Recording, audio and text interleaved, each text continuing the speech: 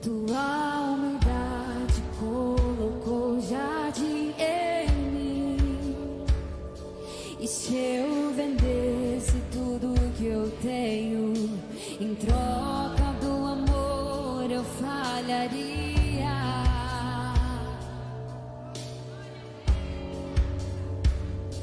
Pois o amor não se compra e nem se merece. O amor se ganha, de graça o recebe.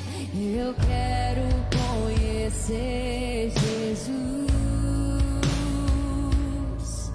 Eu quero conhecer Jesus. Eu quero conhecer Jesus. Eu quero conhecer Jesus. Orgulho me tirou do jardim. Sua humildade colocou o jardim em mim. E se eu vendesse, e se eu vendesse tudo que eu tenho, em troca do amor eu falharia. Pois o amor não se compra e não se merece. Pois o amor não se compra e nem se merece. O amor se ganha, de graça o recebe. Eu quero conhecer Jesus. Eu quero conhecer Jesus. Eu quero conhecer Jesus.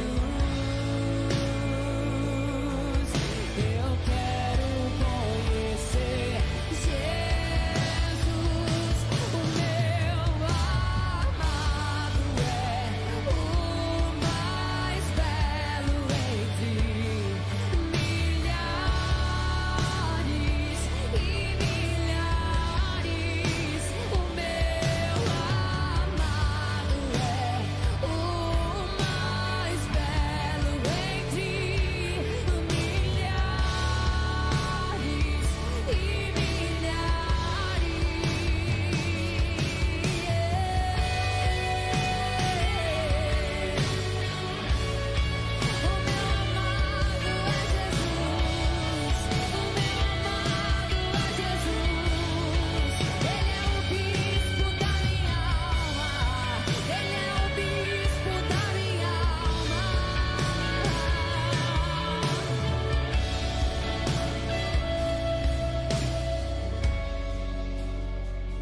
pois o amor não se compra.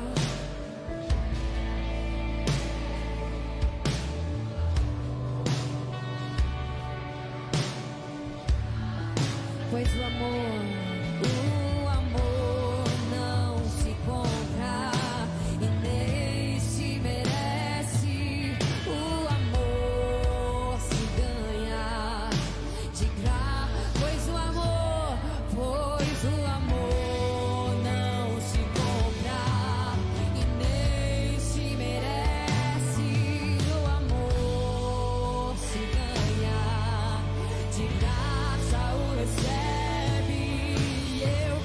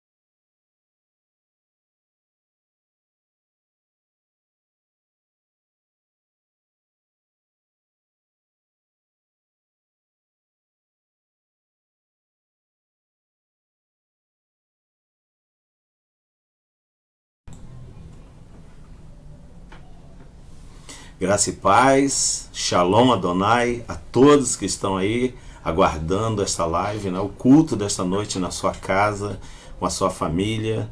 Eu peço encarecidamente que você se coloque agora numa posição espiritual, que você que está preparado aí para receber esta palavra. Eu tenho certeza que vai ser um manancial de Deus nas nossas vidas nesta noite. Então seja bem-vindo a todos, o pessoal aí que está chegando para este culto. Nós já vamos dar início nesta noite, vamos começar a tocar aí as primeiras músicas, vamos fazer uma oração para você, para que Deus possa abençoar poderosamente a sua vida, tá bom? Então vamos aí ouvir esta canção de hoje, que tem a ver com o tema da mensagem. E nós vamos tocar Ressuscita.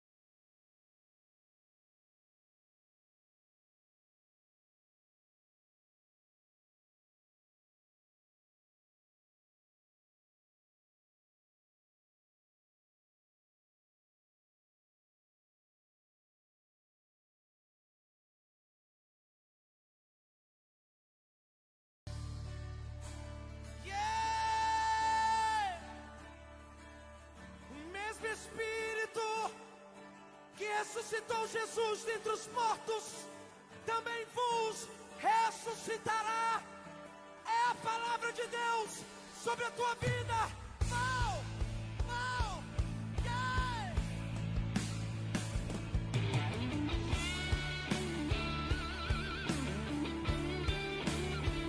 Aleluia.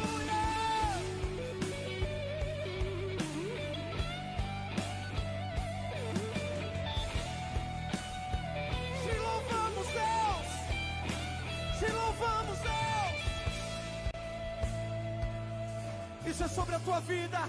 O que posso ver, se não um vale de ossos secos? E o que posso dizer, se já se foi a esperança? Nossa vergonha está exposta debaixo do sol há muito tempo. Se foi alegria, não há espírito, não há palavra. Filho do homem, mude a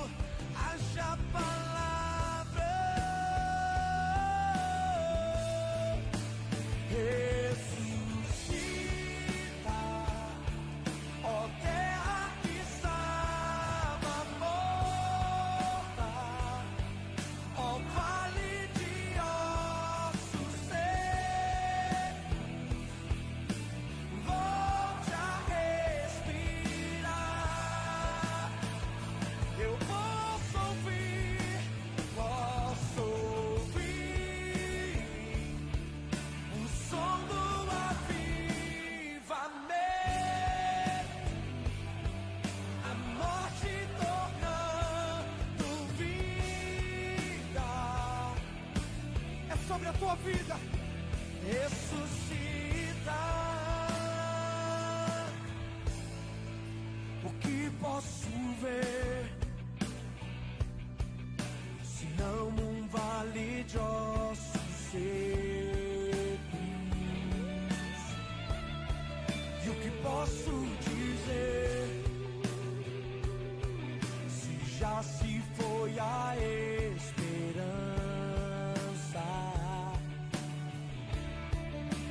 Nossa vergonha está exposta debaixo do sol. Há muito tempo se foi alegria, não há espírito, não há palavra. Por isso, filho do homem, mude a história com tua boca. Profetiza, volte a alegria, venha Espírito, haja palavra.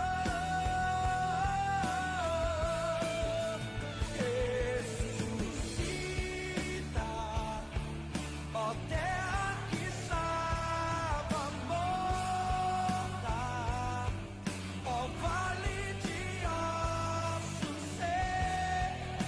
Assim diz o Senhor. Vira, eu posso ouvir o som do avivamento, a morte tornando vida. Ressuscita.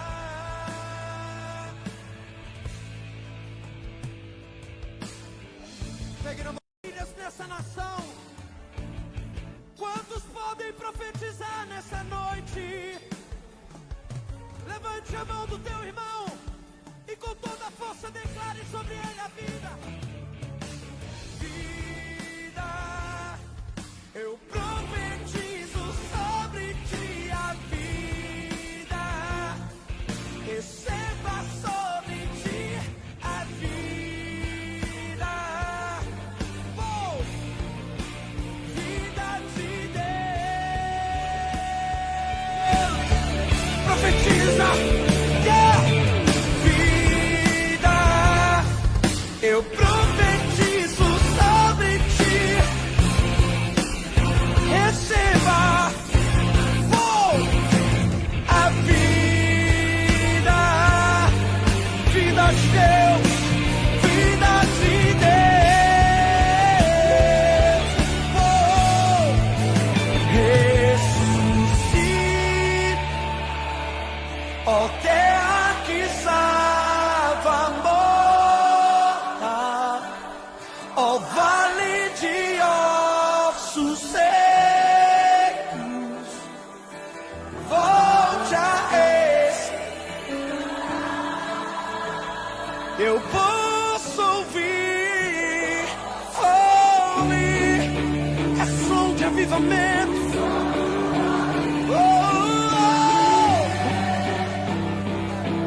A morte tornando vida. Assim diz o Senhor. Ressuscita. Yeah, yeah. Ressuscita, ó terra que estava morta, ó vale de assim diz o Senhor, volte a respirar. Eu posso ouvir o som do avivamento, a morte tornando vida. Ressuscita.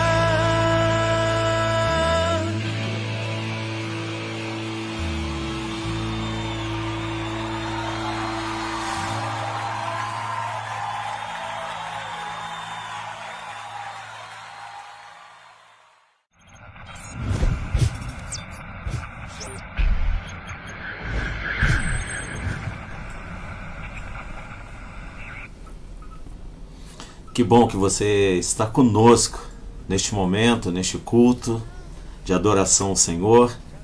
Quero saudar a todas as pessoas que estão entrando aí.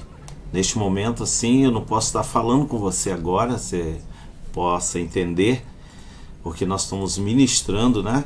Então eu não posso falar com você ao mesmo tempo, tá bom? Mas eu quero dizer para você que a palavra de Deus desta noite vai ser tremenda na vida desta nação, na tua casa, vai atingir realmente aí a tua vida. E quero agradecer as pessoas que estão chegando aí, compartilha aí com os irmãos, com as irmãs, manda aí um likezinho, né? Compartilhando com as pessoas para que possa chegar na casa deles essa palavra de hoje. Eu tenho certeza que vai ser tremendo, uma experiência única na sua vida, na nossa vida, nesse momento novo que a igreja está vivendo, né? É um momento muito oportuno. Então há muitas pessoas que estão chegando aí para este culto. Então, enquanto você está aí no reduto da sua casa, no ambiente da sua casa, com a sua família, nós vamos ouvir mais um louvor. E este louvor, ele fala realmente de uma experiência de uma mulher que tem a ver hoje com a palavra que vai ser direcionada para nós. Você imagine aquela palavra de Ezequiel, do capítulo 37, um vale de osso seco. Nós ouvimos ressuscita, e agora nós vamos ouvir vale de osso seco.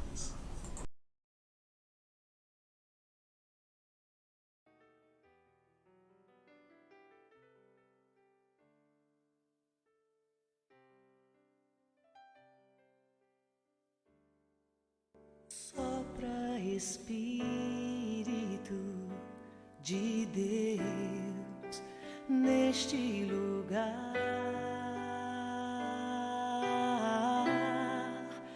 com teu poder e tua graça, venha avivar.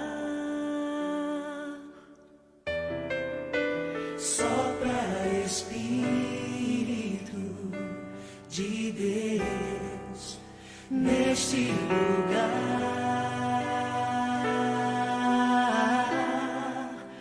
com teu poder e tua graça, venha avivar.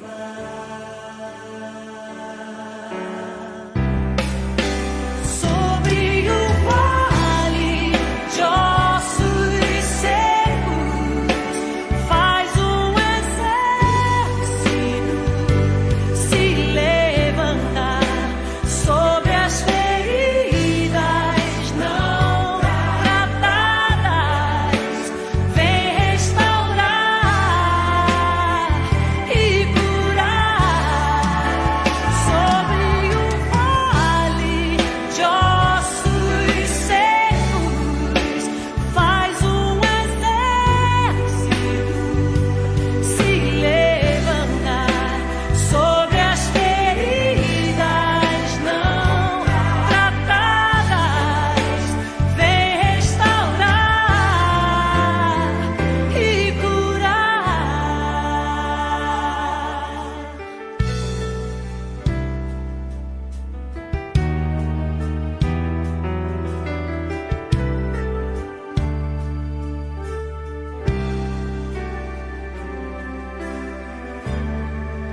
sopra Espírito de Deus neste lugar,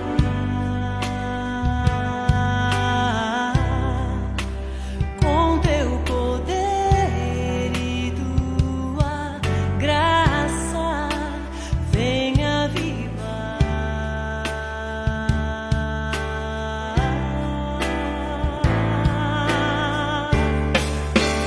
Sobre o vale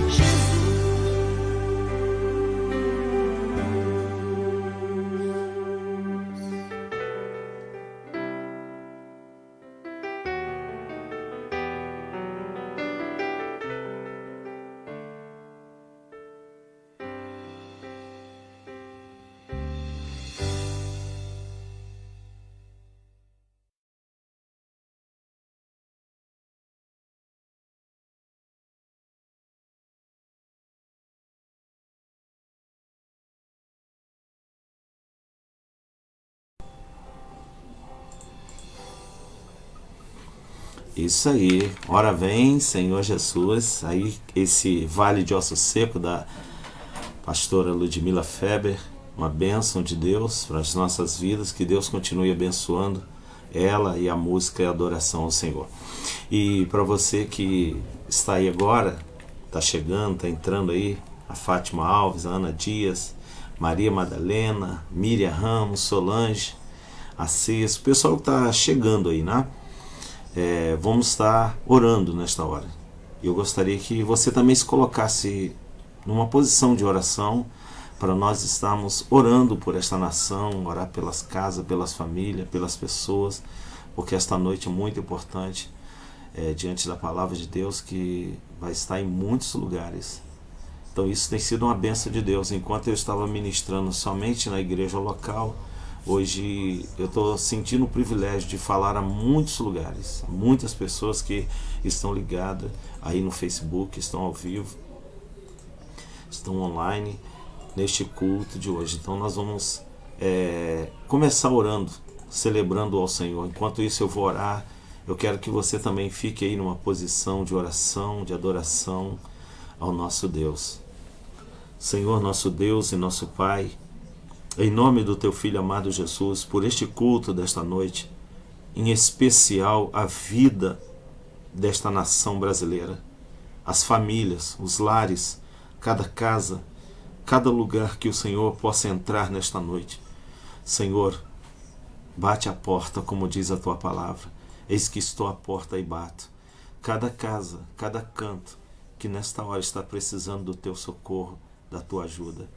Pai bondoso, misericordioso, Pai de todas as nações, Criador dos céus e da terra, nós invocamos o Teu nome nesta hora para que cada pessoa que sofre, cada pessoa que está angustiada, tribulada nesta hora, cada lugar que o Senhor possa penetrar, entrar e chegar, o Senhor possa fazer morada na vida dessas famílias que sofrem nesta hora, com todo o sistema que tem acontecido nesses últimos dias. Meu Deus, abençoando a Tua palavra, a Tua graça, o Teu poder, o Teu Espírito, venha realmente, Deus, cair sobre nós, abençoando de tal forma que aquelas pessoas que nesta hora que estão em hospitais, estão em orfanatos, em cadeias, aquelas que estão clamando pela Tua misericórdia, que nesta noite a Tua misericórdia seja excelsa, a Tua misericórdia seja sublime sobre aqueles que clamam a Ti, Deus. Pai, então fica conosco, nos abençoando, que a Tua palavra desta noite fale realmente aos nossos corações, fale a vida de muitas pessoas. Ó Deus, faz com que as vendas dos nossos olhos possam cair nesta noite de tal forma, que nós possamos ver, ó Deus, aquilo que nós não temos visto, que possamos ouvir aquilo que não queremos ouvir, e que a Tua palavra sare esta nação, vai de encontro a muitos líderes, a muitas igrejas, Senhor, que nesta hora pode estar ligada neste momento, Deus, pode estar nessas redes sociais, e que acabaram de ligar, de entrar, que eles possam ouvir a Tua palavra e falar aos corações, à mente, à alma deles, Pai. É o que nós Te pedimos, Senhor, no nome do Teu Filho amado Jesus. Amém e amém, Senhor. Graça e paz. Amados irmãos e irmãs, quero que realmente esta palavra venha alcançar o teu coração, a tua alma, a tua vida, venha alcançar a tua família. Diante da situação que nós estamos vivendo hoje no nosso país, a mensagem tem a ver com isso. Uma mensagem voltada para os nossos dias. E nós precisamos muito desse alento, nós precisamos muito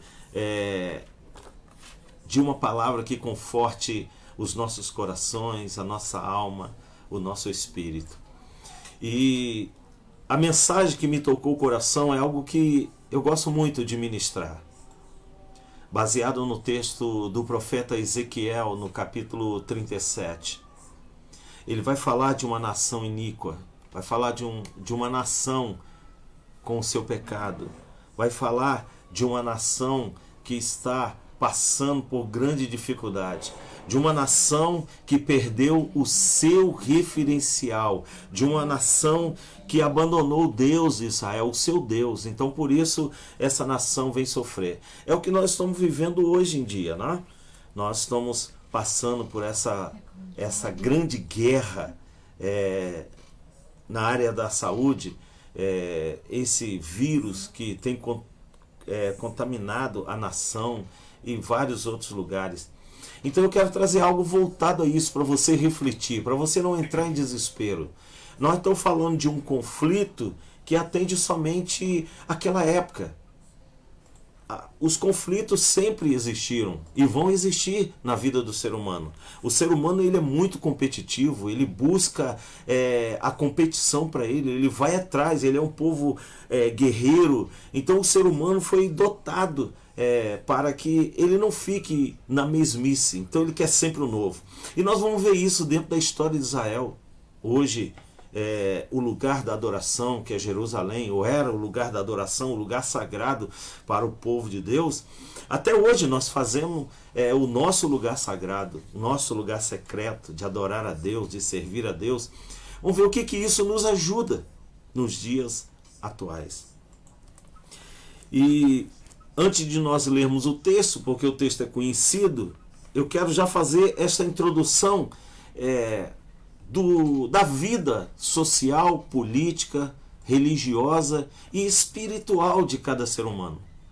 Nós temos vivido isso hoje na nossa nação, várias nações têm passado por isso, e hoje nós vamos ver a luz da Bíblia, a luz da palavra de Deus, o que tudo isso está acontecendo no dia de hoje. Muitas pessoas podem perguntar, mas por que Deus está permitindo isso, pastor? O apóstolo, fala para mim por que Deus está fazendo com que essas questões aconteçam. Primeiro, se há uma permissão de Deus ou não há uma permissão de Deus.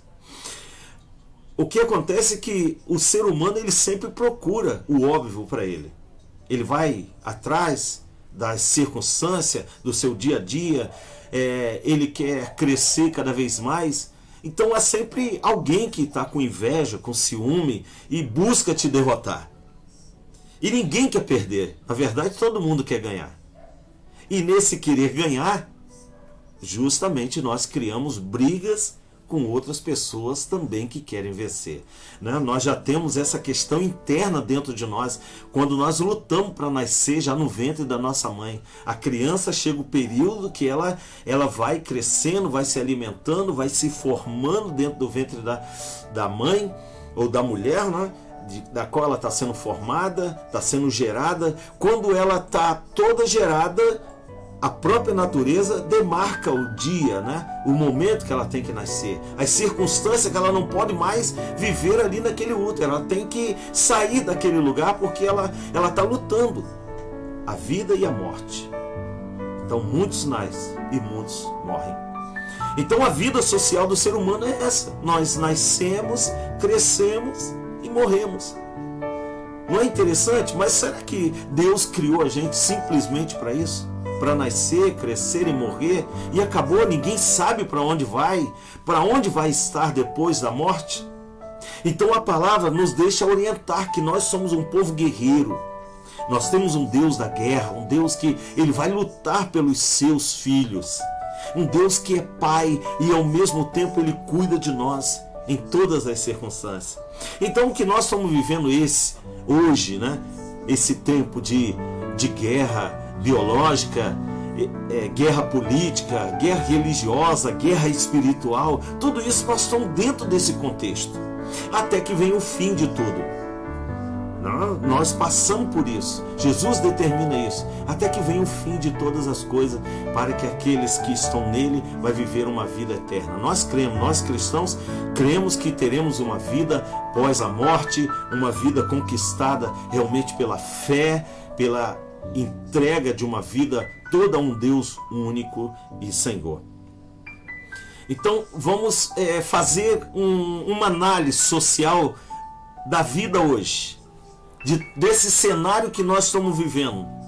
Rapidamente eu quero mostrar para você, temos período, temos fase na nossa vida, desde o nascimento até a morte.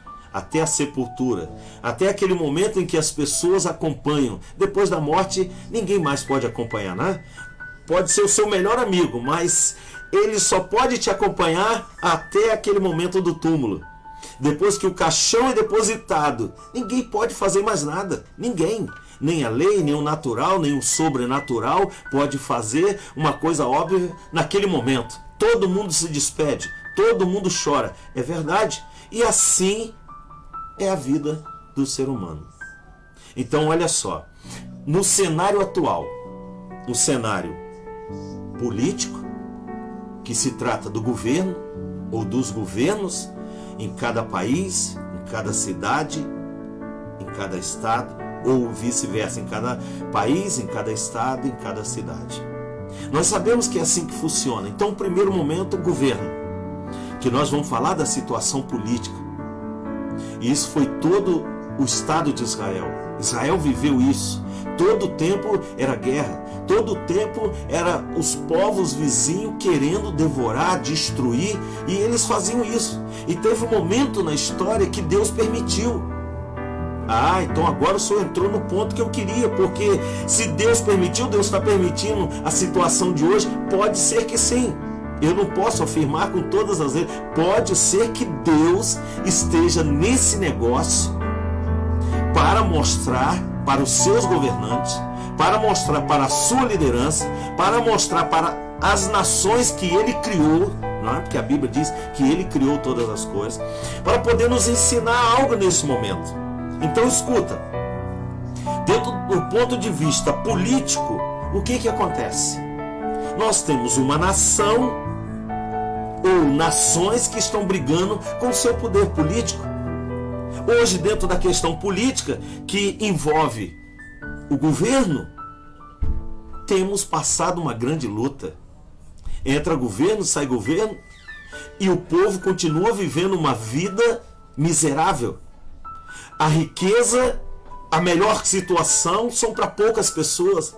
Esse bem para Deus, que é a sua população, que é o seu povo, está mal distribuído essas rendas. É ou não é? Aí você trabalha toda a sua vida. Na hora que você tem que aposentar, não tem uma política séria de aposentadoria para você viver o resto das suas vidas gozando daquele trabalho que você trabalhou e que você agora merece esse trabalho, para poder descansar e aguardar um tempo em paz. Não conseguimos isso. Há pessoas que ficam desesperadas e choram.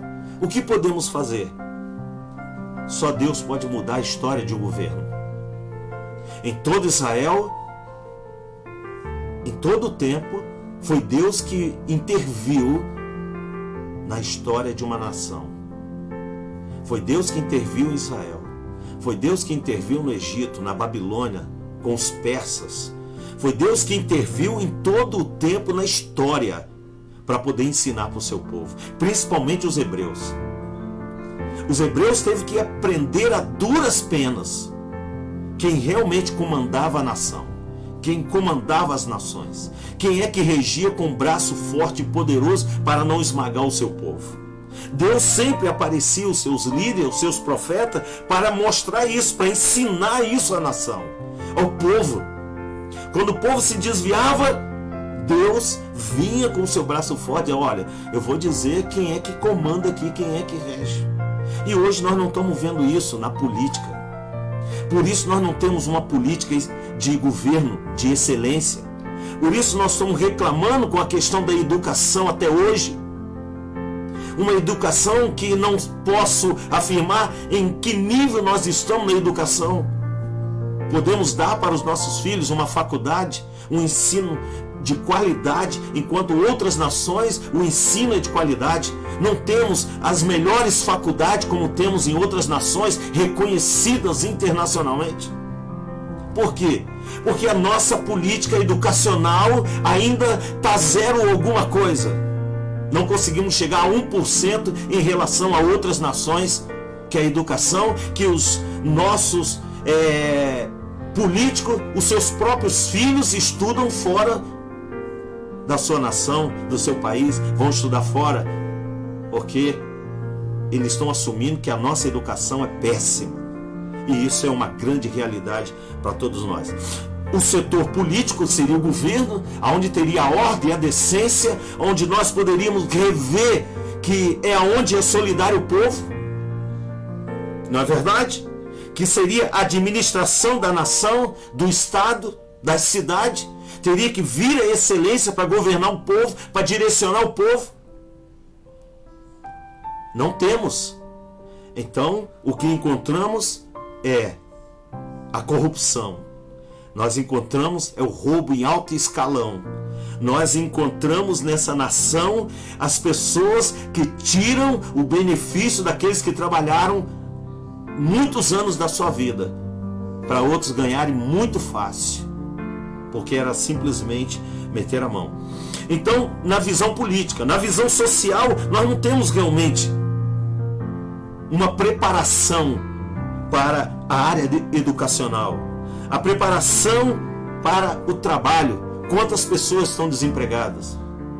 Por que há tanto esse desemprego? É só uma questão econômica? Se uma nação rica que nós temos, uma nação que tudo que se planta pode se colher até mesmo num quintal de uma casa com um pouco de terra. Nós não estamos num deserto, uma terra fértil, como Deus prometeu para Abraão, uma terra que emana leite e mel, onde a matéria-prima sai daqui para outras nações da melhor qualidade.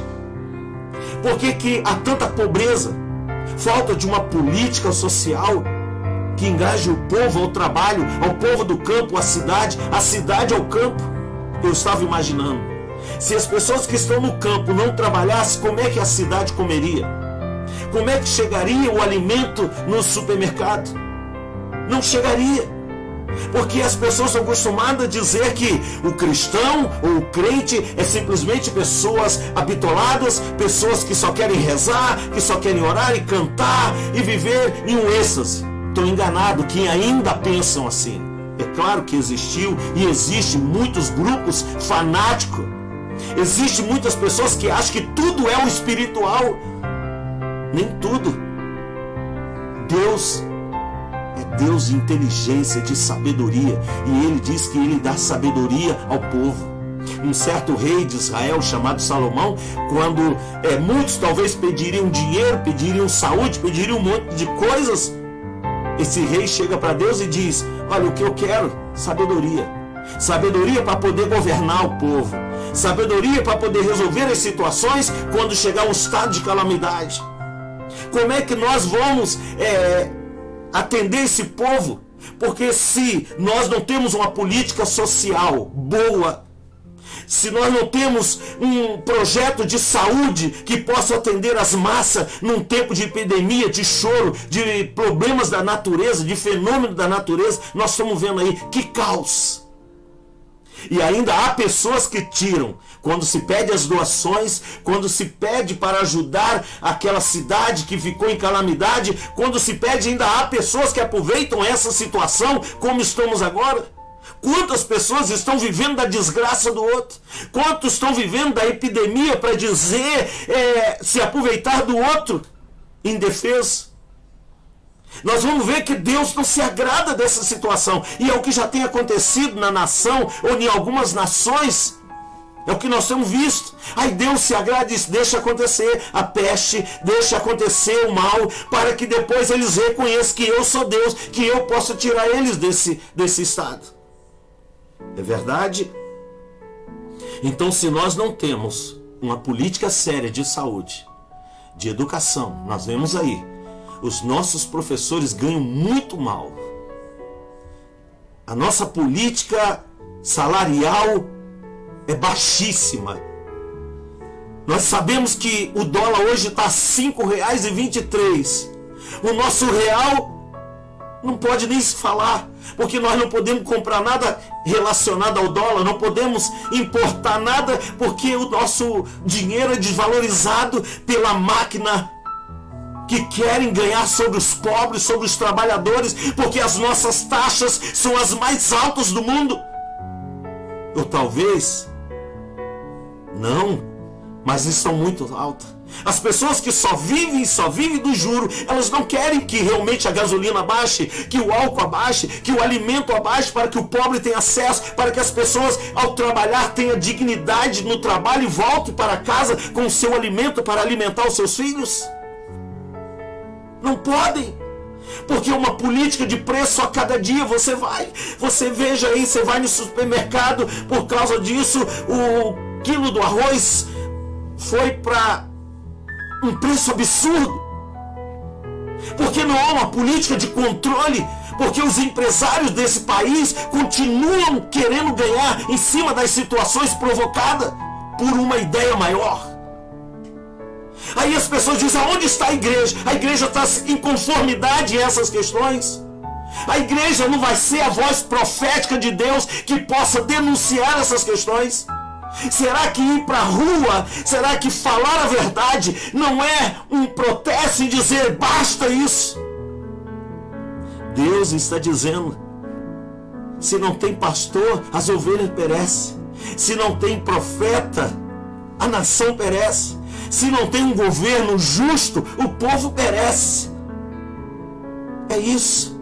As pessoas estão muito mais preocupadas com o partido político, quem é fulano, quem é beltrano, do que próprio buscar a Deus. E nós vamos ver isso na história de Israel. Por isso eu leio esse texto altamente de Ezequiel, porque é um texto altamente político, não é só espiritual. Tem muita gente que leva para a decisão de dizer: isso aqui é só uma restauração espiritual. Eu também pensava assim, mas essa situação me fez refletir, porque Ezequiel é um profeta do cativeiro. Quando ele pega aí a terceira levada do povo, que está sendo levado cativo para a Babilônia, entre o ano 593, Ezequiel é chamado por Deus para dizer assim: olha, sabe por que o povo está nessa situação? Porque o povo abandonou o templo do Senhor, profanou o templo. Eu poderia ler agora o texto, mas ainda estou na introdução, para falar o quanto nós precisamos de profetas, de líderes. E aí eu estou me lembrando de um fato precioso. Eu ainda estava na universidade, quando muitos doutores e mestres, quando estava realmente aquele problema da dívida externa na nossa nação, o que nós arrecadávamos do PIB brasileiro era para pagar parcela da dívida externa. Superamos isso, porque muitos foram às ruas, muitos se inscreveram, muitos gritaram: será que nós não vamos acabar com essa dívida externa? Uma nação poderosa quanto a nós, e nós estamos vivendo no opróbrio, porque está faltando um profeta nessa nação que profetize, que não tenha medo de mostrar o seu rosto, em vez de ficar discutindo problemas simplesmente porque tem poder. E os menores que são profetas, os profetas menores não aparecem porque não tem ninguém que investe, porque ninguém quer investir em profeta, ninguém quer investir em sábio, todo mundo quer investir em rentabilidade, não é isso? Mas a palavra de Deus nos chama atenção, porque não é só orar, não é só ajoelhar, não é só ir para o monte. Na verdade, nós temos que entender a situação, como é que Deus está agindo dessa forma. Vamos ver se o povo acorda. Vamos ver se as igrejas, se os líderes acordam. Não ficar dentro das suas igrejas somente como um gueto, dizendo: é a minha igreja, foi eu que construí, ele vai morrer amanhã, vai ficar aí para outros brigarem, quem é que vai assumir o poder? E a igreja não é de homem nenhum, a igreja é de Deus. Como é que nós podemos defender uma cidade? Como é que podemos ser os líderes espirituais de uma nação e orar? Deus respeita muito isso. Deus dá muita autoridade ao pastor que se coloca na brecha. É no texto de Ezequiel 34 que ele vai dizer: ai dos pastores, ai dos ministros, que não chorem. Eu tenho chorado por essa nação, tenho chorado pelo povo, porque não sou pastor simplesmente de uma igreja local. Não estou simplesmente buscando um status para dizer eu sou pastor de uma igreja simplesmente. Há nações, ou as nações, sejam elas mais pobres, há pessoas que podem ajudar a outros. Há outros que querem fazer missões fora. Se a nossa própria nação, há lugares, bairro, a cidade, que há pessoas que não têm o que comer. Por que a igreja não se engaja nos bairros? Não olha a necessidade? Porque Deus vai cobrar isso. Deus vai falar lá no profeta Jeremias capítulo 7, olha a iniquidade do povo. O povo está sofrendo, as viúvas não têm mais o salário do NPS, vamos dizer assim, né? Não tem mais quem sustente, seu marido morreu, é viúva, o que ela sabe fazer? Nada. E o que o Estado pode fazer, o que o governo pode fazer, o que a liderança pode fazer? Ajudar, porque Israel tinha aquele que não pudesse ajudar as viúvas. Tinha uma lei, tinha que dar, levar o alimento para elas, para que elas não morressem. Isso é solidariedade, isso é amor, não é religião. É solidariedade e amor pelo próximo. Deus nos estipulou uma religião e diz, essa é a minha religião. Ele criou a todos, independente se cada um de nós criamos para nós uma religiosidade e sentimos dono dela. Deus, ele veio para resgatar a nação. E muitas vezes ele permitiu a nação de Israel ser levado cativo. Está nos altos, está aqui nos altos da sua palavra. Ó Israel, como foste desobediente. Ó Israel, como você voltou-se para outros deuses e adorar a outros deuses. Os teus inimigos vai te levar cativo. Está aqui nos altos da palavra. E isso aconteceu quando Judá foi levado cativo, quando os profetas foram levados cativo, quando os jovens foram levados cativo. Nós sabemos que existe isso. Está aqui na palavra. A situação que nós estamos vivendo parece que nunca aconteceu. Estamos vivendo isso o tempo. Só que tempos atrás estava sendo mais macio. Nós não percebíamos. Estava fechando os olhos para não ver, né? Mas Deus não fecha os seus olhos. A Bíblia diz que os seus olhos estão atentos, abertos e vê todas as coisas. Ele diz, cadê os profetas dessa cidade? Cadê os profetas dessa nação? Não podemos nos calar. Se esse é o meio, se Deus está dando isso à igreja, cadê os profetas? Sabemos que a igreja não sobrevive. É por isso que há muitos que não querem investir, por isso que muitos negligenciam o seu dízimo, por isso que muitos vão pregar uma política que não pode dar, e a igreja vai sobreviver de quê? Então às vezes nos chamam de ignorante ou até mesmo fanático. E por que não nos chamam de inteligente? Um povo que está crescendo a cada dia. Um povo que os governantes poderiam olhar mais e dizer assim, são 50 milhões de cristãos hoje nessa nação. Tem aqueles que estão em cima do muro, tem aqueles que não são coisa nenhuma, tem aqueles que abandonaram por incompetência própria, tem aqueles que desistiram da fé porque foram covardes, porque simplesmente botaram desculpa em alguém. Deus, ele não habita em templos, ele habita em nós, e nós somos o templo do Espírito Santo. Não é uma igreja local ou um templo que vai nos prender. A Bíblia diz que Deus permitiu derrubar o templo de Jerusalém em determinado momento, porque a idolatria era grande, a usurpação dos sacerdotes era tanta dentro do templo, fizeram da casa do Pai um lugar realmente de abominação. Então Deus ficou chateado com isso, ficou triste. Então vai ser levado cativo a aprender, vai aprender o que é adoração em outras nações, vai poder aprender a respeitar o seu líder maior, vai. E aí esse povo é levado cativo, segundo o cativeiro da Babilônia. Meus irmãos, isso me impressiona. O povo vai sendo levado cativo. Não tinha governo, não tinha nada que pudesse deter aquilo que Deus tinha determinado. Os inimigos abraçaram. Pegaram quem? Os jovens. Pegaram as pessoas mais fortes, os profissionais, pensando que você ia pegar lá e trabalhar num lugar pomposo na tua profissão. Vai ser escravo do inimigo. Há muitas pessoas que vivem assim até hoje, escravo de si mesmo, escravo das religiões, escravo dos governos. Não estou dizendo que temos que desobedecer, mas se há um governo, há uma autoridade sobre nós, nós não temos que ser maior do que essa autoridade. Ele só tem que governar para nós. Para isso ele foi chamado. O pastor foi chamado para liderar, para apacentar. Erramos, falhamos, tudo bem, mas ele foi chamado para apacentar, para liderar, para orientar. Não é isso? Olha, Davi teve todas as suas falhas, mas ele tinha o profeta Samuel. Ele tinha alguém que, quando ele falhava, dizia assim, Samuel, vem cá, que Deus está pensando de mim? Samuel dizia: Davi, você errou, você falhou com Deus. E por isso Deus vai vir com a sua mão poderosa e Ele vai agir, vai te mostrar. A Bíblia diz que Davi chorou quando seu filho morreu. Davi se vestiu de pano de saco, implorou a Deus. Ah, mas esse Deus é cruel. Não, ele está ensinando, porque Davi não era simplesmente um reizinho, ele era rei da nação de Israel. Deus chamou ele. Davi era grato por isso. Ele sabia que ele falhou, que ele errou com o povo, que ele errou com Deus. Então ele vai ao profeta: meu profeta, diz aí o que eu tenho que fazer. Você tem que fazer isso, e Deus tem que se agradar de você novamente. Davi governou. Davi ganhou as guerras. O povo queria, porque queria Davi cada vez mais no poder. E Davi foi tão excelente administrador em Israel, que quando ele deixa o seu substituto, o seu vice, que é o seu filho Salomão, o povo se alegra, porque Davi foi um bom rei, foi um bom governante, foi um bom líder.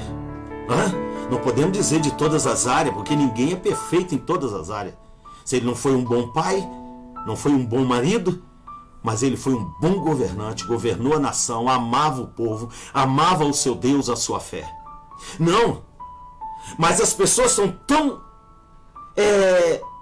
dentro de si, com tanta reserva, porque se entra uma pessoa no governo que serve a Deus, as pessoas logo vão tarimbar. É porque é crente, porque agora eles vão pastorear ou vão governar só para crente. Nada disso. Davi era um excelente cristão e ele governou para toda a cidade de Jerusalém, que nem todo mundo que estava ali era cristão.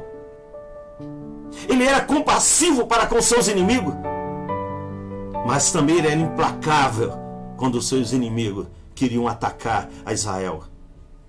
É a mesma coisa que nós estamos vivendo nos dias de hoje. Situações. Você talvez esteja no seu comodismo, talvez você esteja com o seu dinheiro, talvez você não se preocupe com quem está faltando alimento agora. Olha como é que o povo está alegre porque vai receber R$600. Com os preços que são, é você ir no supermercado e deixar tudo lá e voltar sem troco. É você poder pagar uma luz, uma água e voltar sem troco. O povo está feliz da vida porque um ato governamental foi feito. Imagina se as pessoas mais carentes pudessem receber esses benefícios como lei, dizendo aqueles que estão abaixo da linha da pobreza, que não conseguem arrumar um emprego. O governo naturalmente tem subsídio para ajudar, tem fundo governamental, as nações poderiam ajudar.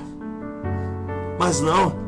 Se recebe benefício, se uma nação mais poderosa que tem dinheiro manda dinheiro, esse dinheiro não entra, não sabe para onde vai. A saúde não tem dinheiro, ou tem dinheiro, não sabe para onde que vai, porque aquele que entra para governar, para abrir melhores hospitais, para comprar os remédios, para poder beneficiar aqueles que, além de ganhar R$600, tem que comer, botar em educação, não dá para atingir. E aí as pessoas vivem. E quando elas não conseguem viver, roubam. E se roubam, vão para a cadeia. São mortos, são violentados. O seu direito à vida não é nada. E o que Deus mais preserva é a vida, uns pelos outros. Deus apoiou a igreja no início, lá em Atos dos Apóstolos. Sabe por quê? Porque o texto diz lá em Atos 2:42 que à medida que eles iam se convertendo, nada era deles, tudo era comum.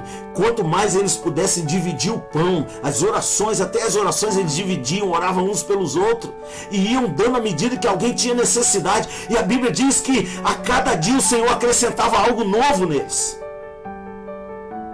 Olha, eu peguei o texto de Ezequiel, capítulo 37, para falar para você do jeito que eu estou falando. Talvez você levou um choque de realidade, porque às vezes a gente só entra pelo espiritual e só acha que Deus só fala conosco quando nós nos sensibilizamos, quando nós choramos, quando nós rolamos, quando nós pulamos. Só achamos que Deus age dessa forma, mas Ele também age como Ele agiu com o profeta. O profeta Ezequiel, eu costumo dizer aqui, porque está nos anais da história, ele é um profeta que Deus manda ir ao exílio. Ele é levado ao exílio para ver como é que está o povo. E ele fala para Deus: o povo está lá no exílio, está assim, tá, como é que eles estão vivendo? Mas por que, apóstolo, que eles foram levados? Cada um conhece a história. Você conhece a história. O texto diz que eles profanaram o templo. O que é profanar o templo? É pegar aquilo que é profano, que é pecado, e emitir no sagrado.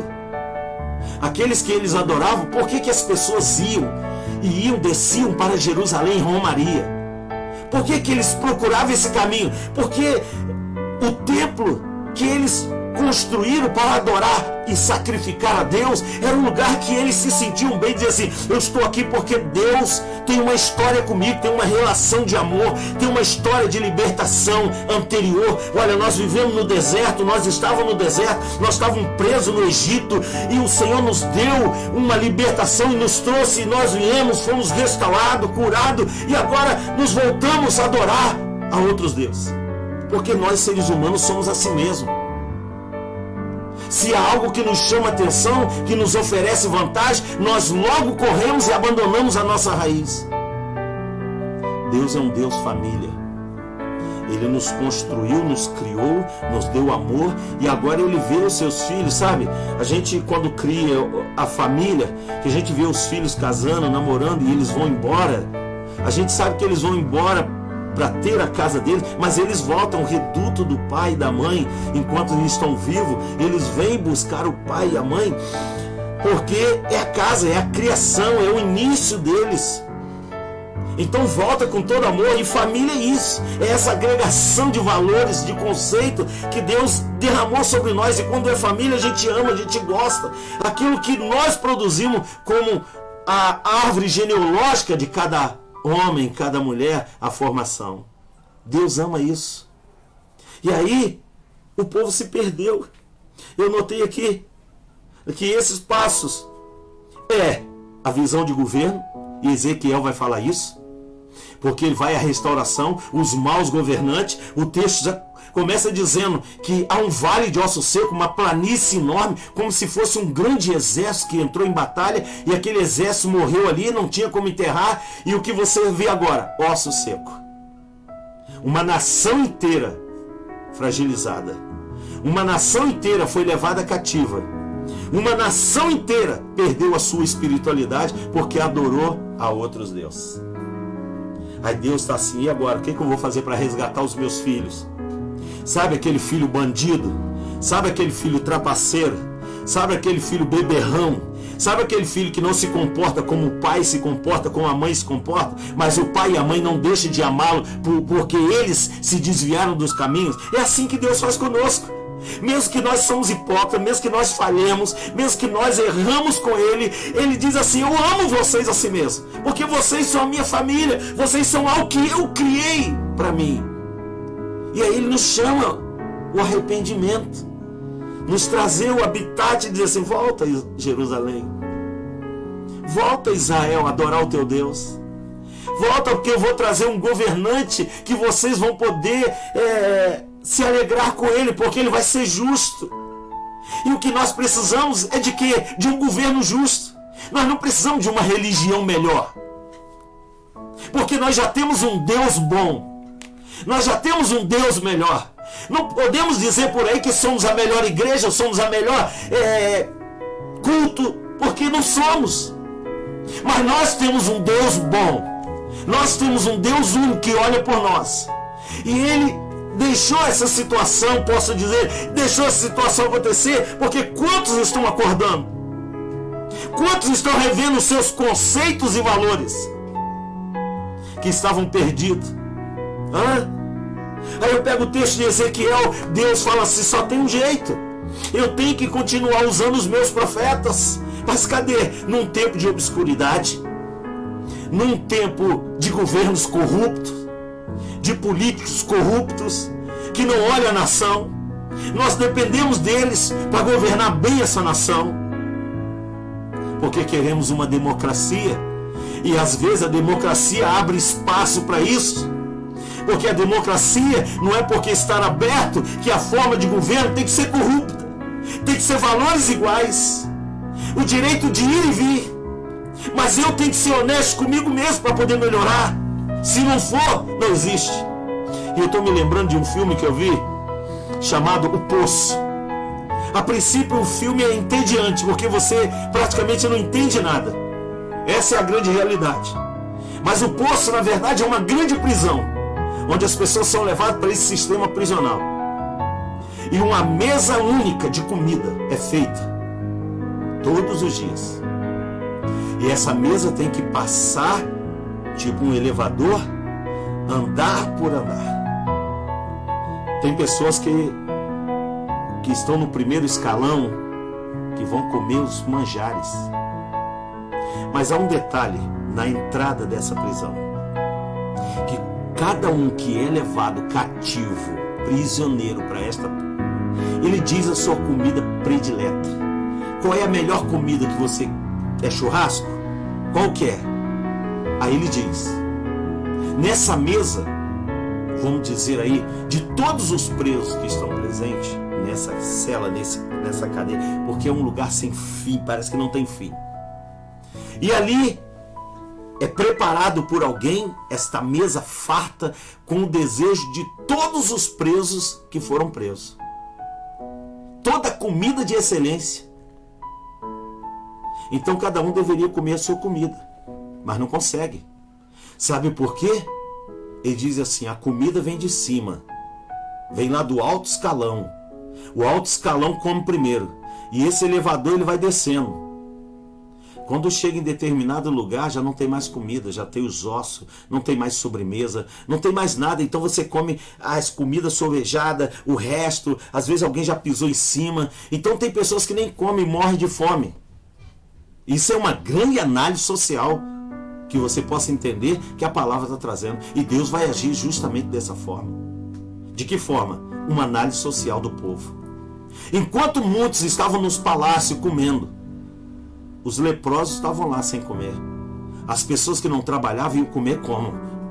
Então, essa analogia que eu estou fazendo do poço em relação ao filme, né, em relação à situação atual, é isso. Quem está lá no alto escalão, quem tem poder, quem tem as suas mansões, não estão nem aí para os mais pobres. Não precisa dos 600 reais. Também não brigam, não lutam. Tem amigos no governo, mas para ter benefício, eu continuo o meu benefício e que morra os pobres. Não é isso que os protagonistas dos programas de humor declaram? Eu odeio pobre, eu detesto pobre. Essa é uma expressão conhecida de vocês, eu detesto pobre. Não é isso? Mas os pobres, os humildes, também são filhos de Deus. E a igreja tem que velar por isso e lutar por isso. É dever dos sacerdotes, dos ministros, velar por isso, pela vida, não pelo status social. Não estou dizendo que o pastor, o líder, o mestre, o padre, ele não deva ter uma vida que ele mereça. Que a Bíblia também fala isso. Que o seu sacerdote tem o seu salário. Mas não, as pessoas querem viver do seu salário e do salário dos outros e da vantagem dos outros.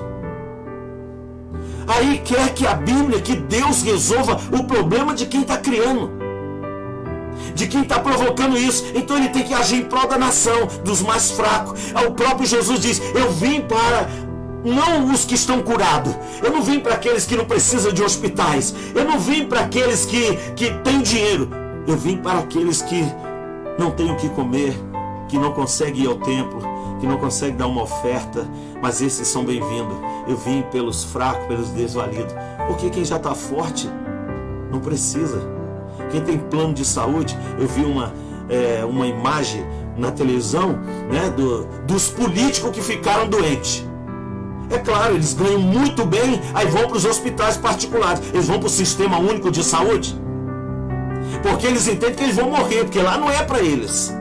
Porque o Sistema Único de Saúde é uma droga, é uma falha, é um engano.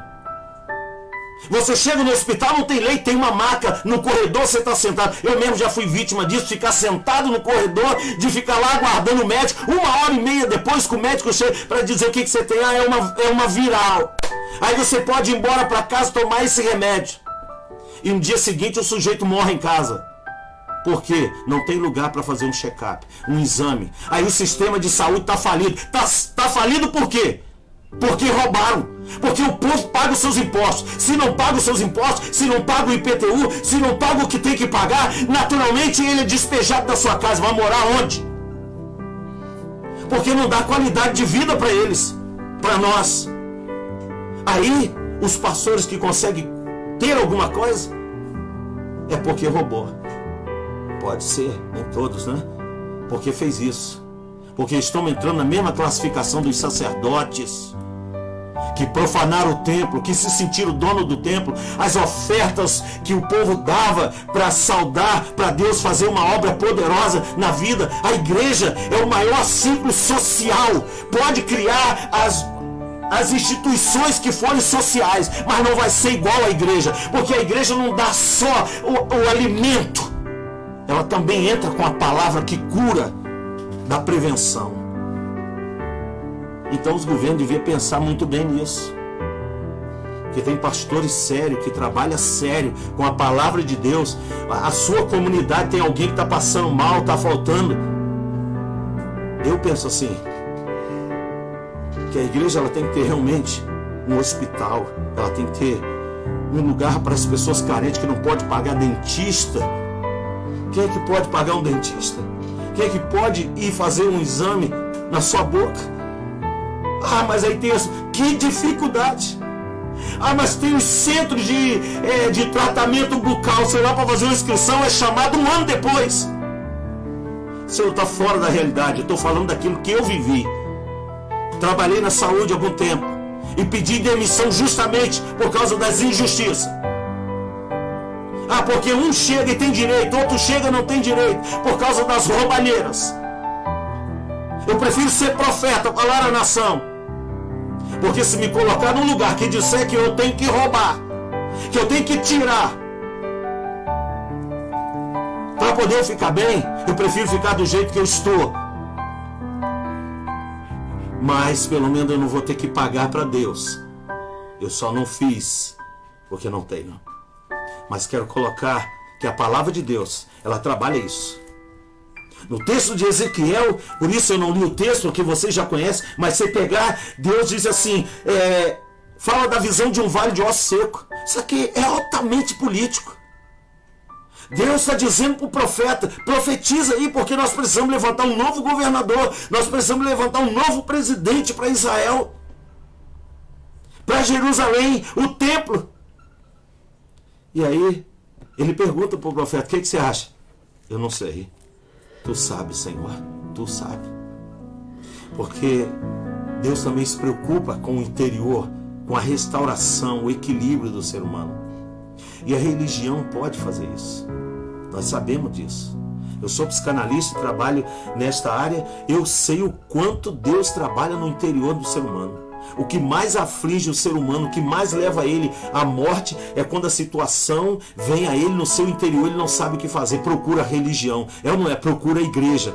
Ah, pastor, eu quero uma oração. Ah, pastor, eu quero que o Senhor ore por mim, porque eu estou aflito, estou a ponto de tirar minha vida. E quem é que vai? Vai lá no prefeito para ele fazer, vai lá no governador, vai no presidente para ver se ele faz isso. Não, tem o meu auxiliar. Davi precisava de um auxiliar autêntico, que orasse, que era alguém realmente da parte de Deus para aconselhar. E o rei amava isso. Para poder dizer o que é o melhor para a nação. Antes de eu tomar uma grande decisão. Antes que prejudique o povo, qual é o melhor? O governante vai saber porque ele vai buscar sabedoria em Deus. Eu não estou tratando aqui de falar de qual é a religião, não.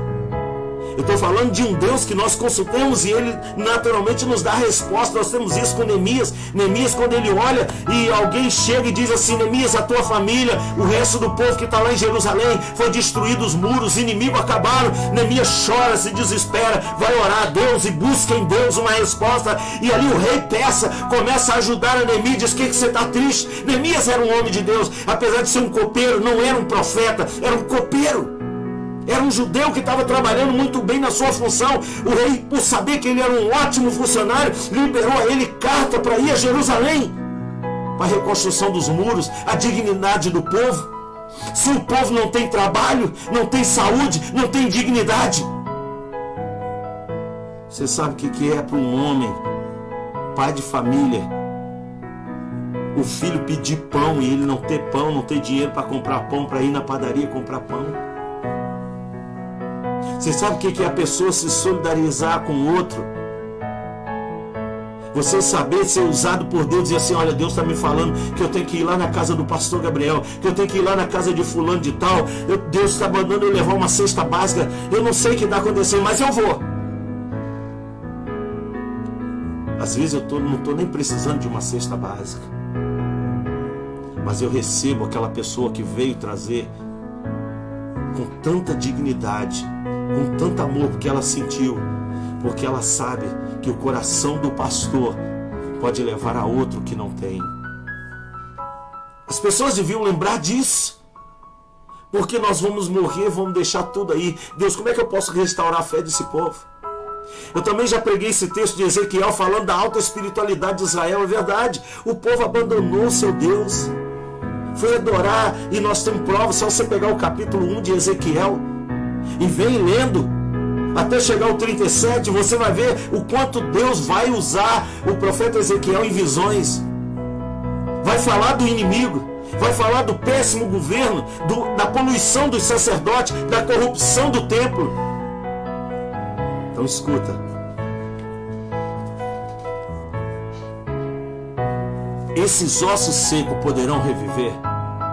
Pode ser toda a história, querido. A visão religiosa, deixei por último, porque a visão religiosa é o que mais entra em conflito com a sociedade hoje. Quando você diz que tem um crente ali, é difícil de você entender o que é crente, o que é um cristão de verdade, o que é uma pessoa que tem os seus conceitos e valores baseados na palavra de Deus para ser verdadeiramente chamado de cristão. Porque tem muitos por aí que poderiam ser chamados de fariseus. Tem muitos por aí que deveria se envergonhar se alguém ainda reconhecer como cristão, porque por trás o camarada é um pilantra, por trás o camarada é um falsário, dá golpe nos outros, se deve ele passa, se esconde do seu credor. O cristão não. Hoje eu não tenho dinheiro para te pagar, mas você pode aguardar que a minha palavra eu vou honrar. Eu não tenho. E quando você é agraciado com o primeiro ato, você vai se lembrar e fazer aquilo que você está devendo. É atitude de nós cristãos. Vamos dar exemplo nessa sociedade. Deus vai poder confiar em nós como Ele confiou em Davi. Por que Deus chama Davi? Isso me impressiona, porque quando Davi ainda era um jovenzinho, que o pai dele mandava ele levar queijo, ele não utilizava daquele momento tão especial quando chegava no meio dos soldados de Israel, dos generais, né, das pessoas importantes. Ele poderia fazer um monte de coisa assim: olha, eu trouxe para você. Não, meu pai mandou aqui para vocês. Davi foi tão fiel nisso, nas questões mais simples, que Deus o levanta como rei de Israel. Esse camarada tá bom para governar a minha nação. Esse camarada é fiel, é autêntico. Esse camarada é justo. Esse camarada realmente serve a mim. E aí Davi é levantado como rei. Nós sabemos a trajetória desse rei de Israel. Nós sabemos que a questão política está no meio disso tudo e nós precisamos disso. Mas nós estamos precisando de homens e mulheres segundo o coração de Deus, que governem para o povo. Não é para isso que nós elegemos esses políticos? Você não acha que você, pensando dessa forma, como um bom cristão, entender que a palavra de Deus sendo levada desta forma, como você está ouvindo hoje, sem ter medo, sem ter receio de falar aquilo que você pensa, se você tem direito de ir e vir, você tem o direito de falar também dentro dos padrões, não é inventar. Eu não estou inventando nada, tudo que eu falei para vocês está aí, está na mídia, está todo mundo, é um querendo pular o outro, querendo burlar o outro. Em vez de solidarizar, ter solidariedade com o outro.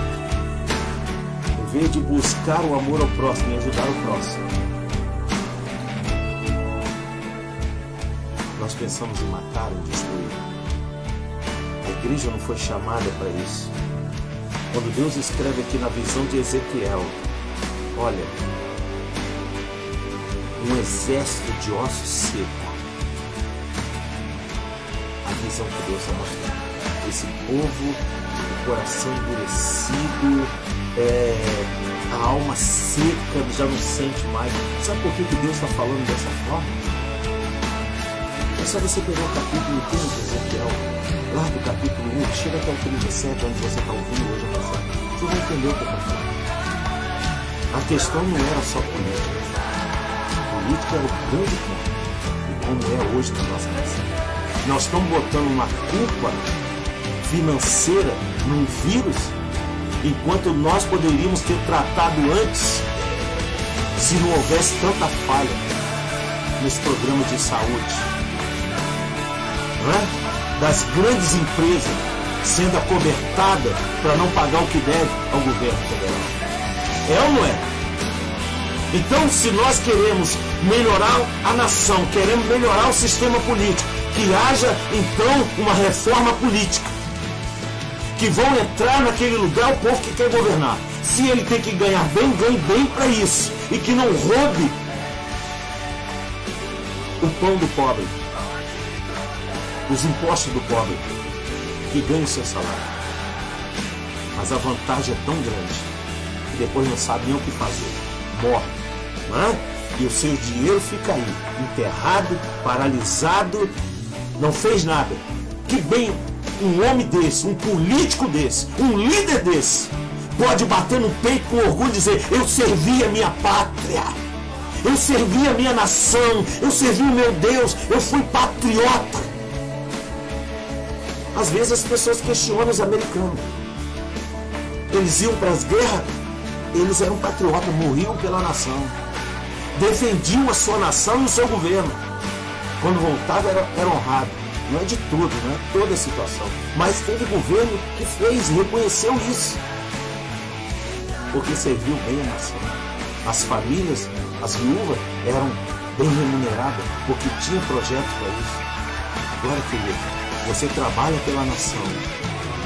Quando morre, a sua família fica livre. A sua família não tem segurança nenhuma, porque muitos roubaram o pão da boca das crianças.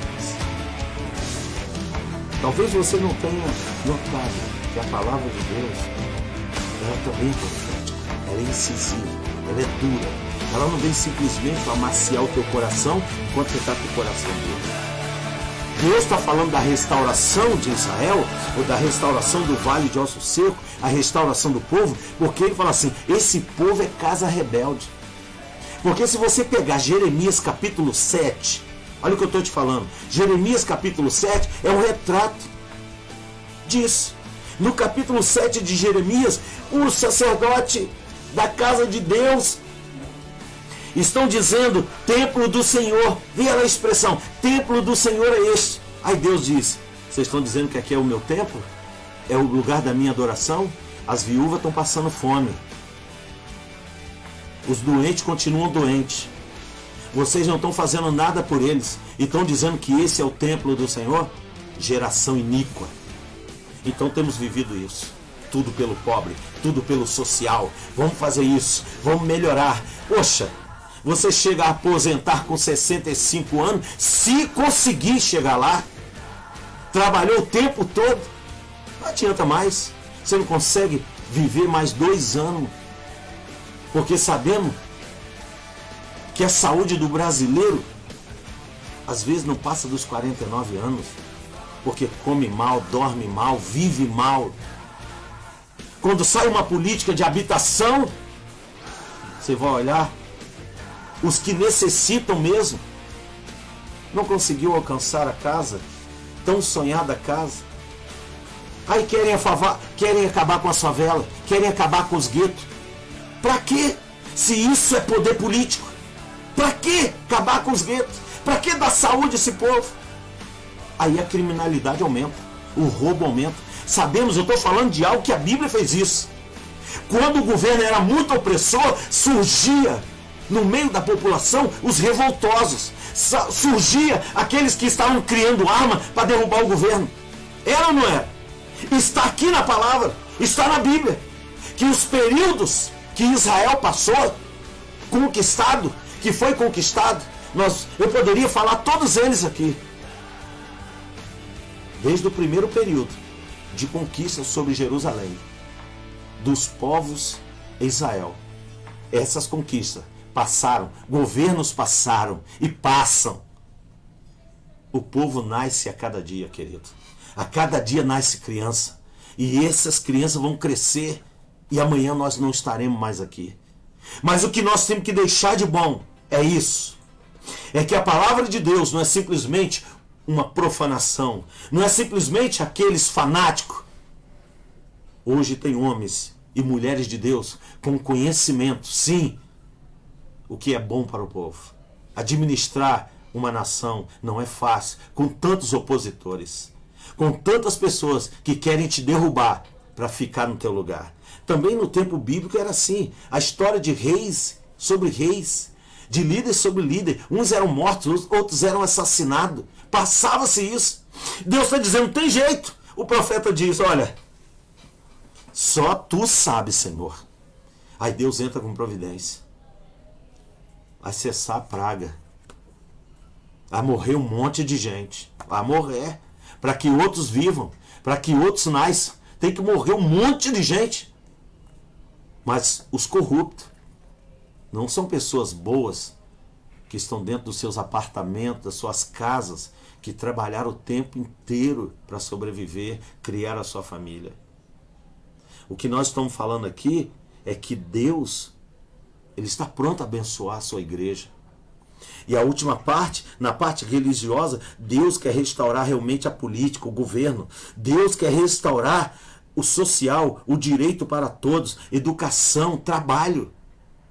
Se todo mundo tivesse o seu trabalho, se as pessoas que estão desempregadas, amanhã uma política fosse criada com sucesso, o trabalho, naturalmente, o desenvolvimento da nação, do país, da saúde, seria fórmulas mais justas, fórmulas que possam levar a pessoas, a jovens, a governarem, a ter novas ideias de como vencer todas essas dificuldades. Tem jeito? Tem jeito. Claro que tem jeito. Somos uma nação que já chegamos muito longe, desde um país colonizado, desde um país invadido, desde um país onde se morava índios e negros. Hoje temos essa pluralidade de raças, de pessoas. Tem pessoas boníssimas, tem pessoas que querem ajudar o próximo, mas não sabem como. A nação brasileira é uma nação abençoada. Deus está nos abençoando. E a igreja precisa também de uma reforma. Seus líderes precisam ter mais consciência de que uma palavra profética venha salvar essa nação, venha levantar novos governantes, pessoas com ideias novas para ajudar os mais fracos. Claro que temos. Tem pessoas cheias de ideias, mas não conseguem chegar lá porque o massacre é muito grande. Então, queridos, a você que está me assistindo, está me ouvindo, eu não estou aqui porque eu quero status. É porque a igreja que eu ministro, ela está fechada por causa do coronavírus. Ah, tudo bem, eu sou a favor de que a prevenção é tudo, de que se coloque máscara, que se doe máscara. Como é que uma pessoa que não tem dinheiro pode ir lá comprar máscara? Para botar, comprar o álcool gel. Como é que pode? Não tem como. Como é que uma nação poderosa como a nossa, de altos empresários, homens riquíssimos, não pode se mobilizar, fazer uma campanha e fazer doações de álcool, de máscara? A pessoa é R$1, é 50 centavos. Tem pessoas que não têm 50 centavos no dia. Tem pessoas que não têm R$1 no dia, está esperando o próximo pagamento para poder comer novamente. Está lutando. Mas você não sabe disso, não é verdade? Que só acha que as políticas públicas, elas só funcionam quando há interesse por trás. O amor ao próximo. Mas eu quero te dizer, esse é o momento profético. Eu vou dizer, olha, eu não poderia estar falando para muitos e muitos lugares nesse momento se eu estivesse na minha igreja, porque não estava sendo transmitido. E agora que está, não me importa aonde vai chegar, quem vai ouvir, quem vai alcançar ou quem vai ser contra.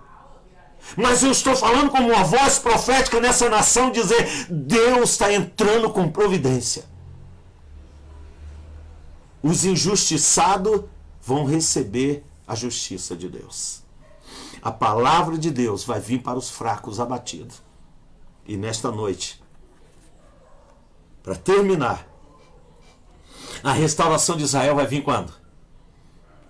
Quando o povo começa a orar e buscar a Deus, dizer assim: Deus, nos leva de volta para a nossa terra. Nós queremos reconstruir o lugar sagrado, de te adorar. Nós vacilamos contigo. Quando há arrependimento.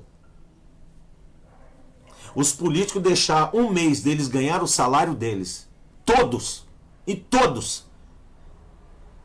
Se todos assim, esse mês vai ser doado. Eles têm condições para sobreviver para o próximo mês. Mas agora uma pessoa que não tem condição, como é que ele vai doar o seu salário para comprar álcool, máscara e o remédio? Como? É ou não é? Aí seria solidariedade. É fácil ir para as redes de televisões, é fácil você botar uma mensagem ou aparecer. Hoje todo mundo quer aparecer, não é verdade? Todo mundo quer aparecer que está fazendo bem, só naquele dia. Eu quero ver o ano todo. Eu quero ver você ter um projeto social, dizer: olha, o ano todo eu vou atingir essa comunidade. Você vai se reeleger, a comunidade vai ver que realmente isso é algo que você está fazendo e é seu dever. Você pediu isso. Se eleger para ajudar o povo. É ou não é? Agora, quando você diz assim: não, é meu interesse ajudar o povo, mas é só para você, balela, é conversa. É porque você quer, e depois que você acabou o povo. Vai justamente para o secreto dizer que o povo morra, que o pobre morra. É isso mesmo. E Deus vai banir esse tipo de pessoas que pensam assim, achando que Deus não está vendo, que Deus é um Deus de justiça. Olha, Ele está dizendo para mim e para essas pessoas: olha, os meus olhos vê todas as coisas, porque eu sou Deus que luto pelos meus. Quando Ele usa os profetas para trazer as pessoas do cativeiro para voltar novamente, Ele vai usar um profeta Ezequiel, Ele vai usar um Esdra, vai usar um Neemias, Ele vai usar um copeiro, Ele vai usar um pastor. E nessa hora Deus vai levantar e ninguém vai poder dizer que não.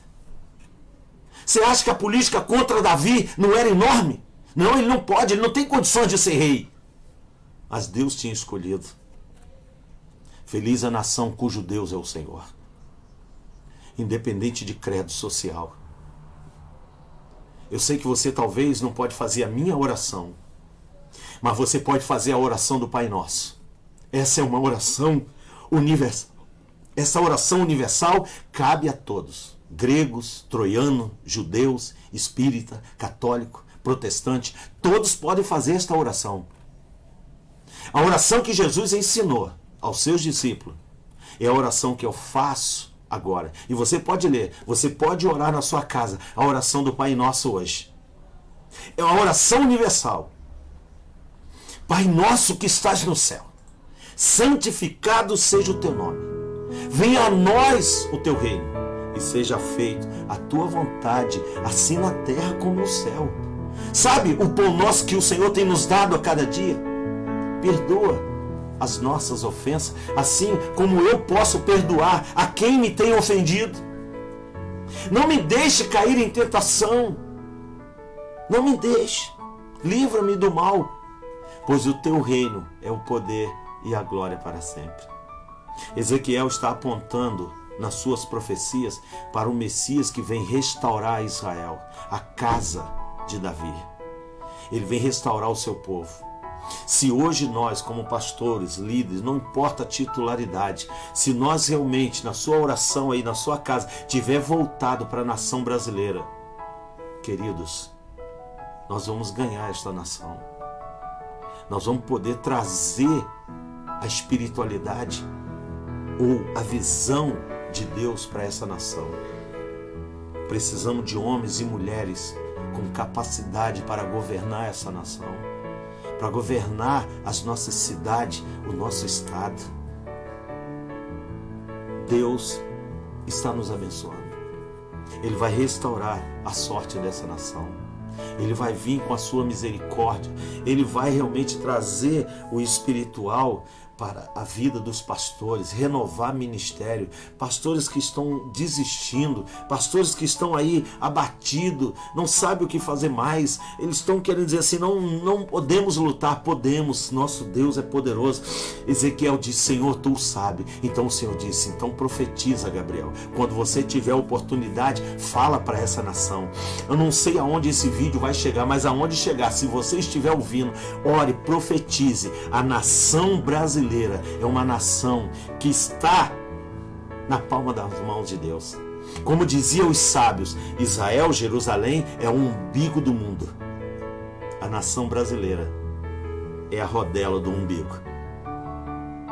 É aquela rodelinha lá, perto, né?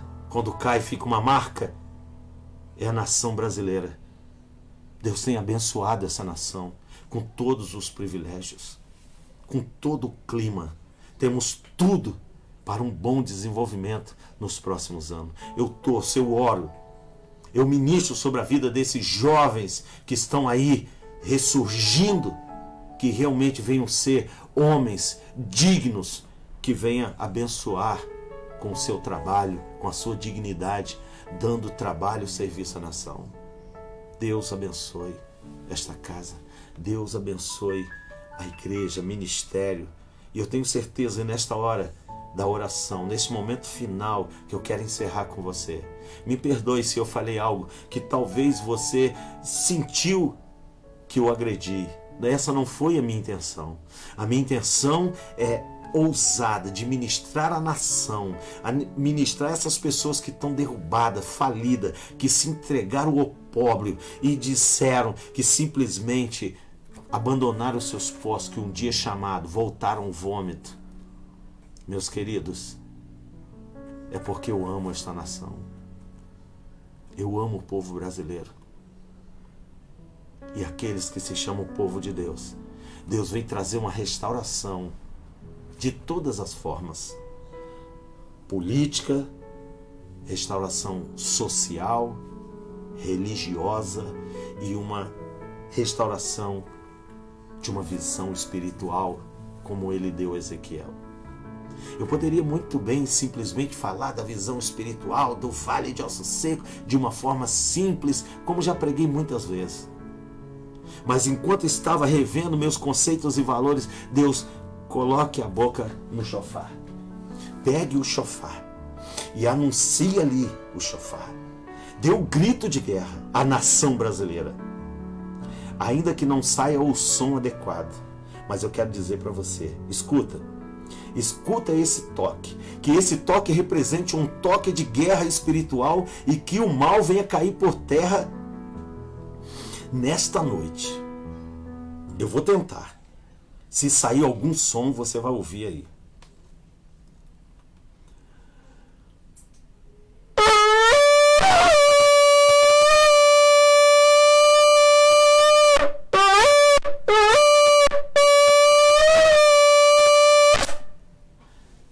É o toque de um profeta.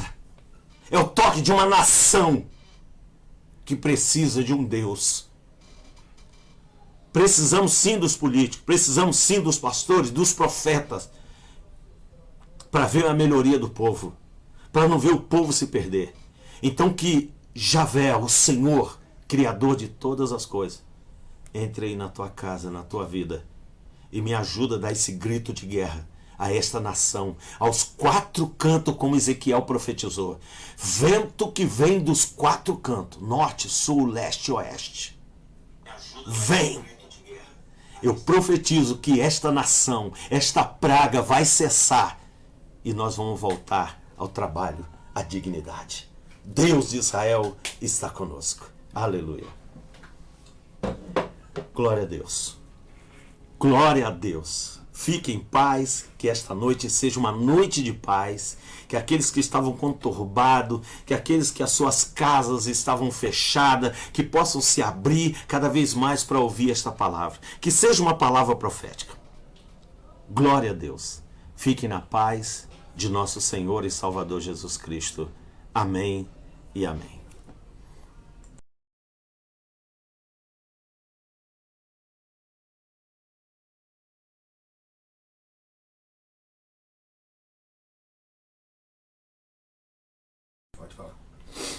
Glória a Deus. Eu quero pedir a sua ajuda. Claro que isso não é totalmente, obrigatório, mas que se você pode, você que é membro da nossa igreja, Ministério Gileade, ou também não é, se você está ouvindo, se você pode ser solidário nesse tempo de crise, se você quer ajudar alguém, eu tenho certeza que a sua ajuda vai chegar quem está precisando de ajuda. Então hoje nós não temos um templo próprio, Vivemos de aluguel, dependemos deste aluguel. E precisamos que você seja solidário a esse momento. Está aí a conta corrente da nossa igreja, você pode fazer uma doação, o que você puder nos ajudar. Eu vou agradecer muito, vou orar pela sua vida, pelos seus negócios, pela sua empresa, pela sua família. Eu tenho orado, eu tenho ministrado sobre essa nação.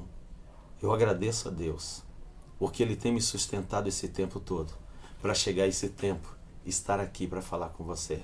Se você pode fazer este ato de amor nesse tempo de crise, é claro, não podemos descartar isso, estamos vivendo este momento, você pode nos ajudar. O Ministério Gileade está aí, agência 2806, a nossa conta corrente 8586, dígito 3.